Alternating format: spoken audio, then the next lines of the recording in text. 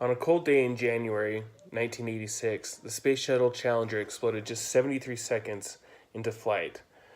This was caused by the O-ring and the heat putty not being fully examined and tested in cold temperature conditions. Due to the extremely cold temperature of the day, the O-ring would not have functioned properly and stopped the combustion gases from escaping and leaking into the fuel tank. So the question is, what could NASA have done differently? Hindsight is always 20/20, so it's always hard to say what one should do in the moment.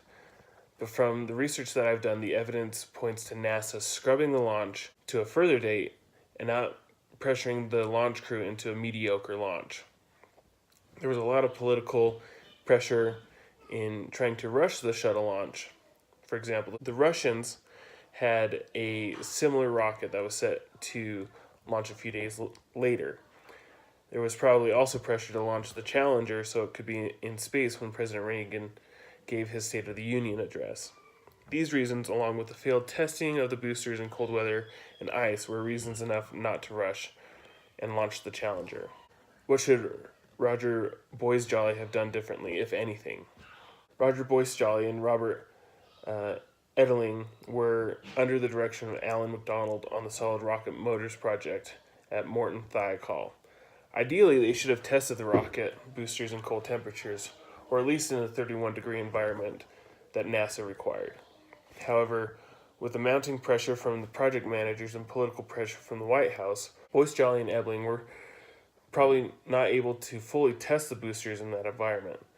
Thiokol did, however, know that there was an issue with the O-rings and were working on a redesign in 1985, only 5 months before the Challenger was set to launch.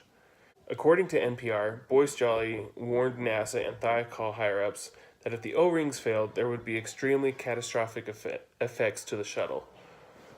He said, quote, "We all knew if the seals failed, the shuttle would blow up," end quote. So should Boisjoli have done anything differently? No, I feel as if he did everything in his power to prevent the shuttle launch. Sadly, his advice and efforts fell on deaf ears. So what do us, the students, see as our future engineering professional responsibilities in relation to both being loyal to management and protecting the public welfare? I agree with my fellow student, Alden Author, that we should do everything we can to put out the best product you can. If human life depends on your project and you wouldn't trust your loved ones to use it, you shouldn't allow others to use it. Finding this balance of being loyal to management and protecting the public welfare can be a difficult fence to find yourself sitting on.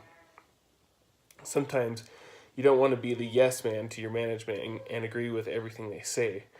They are just as human and capable of making mistakes as you.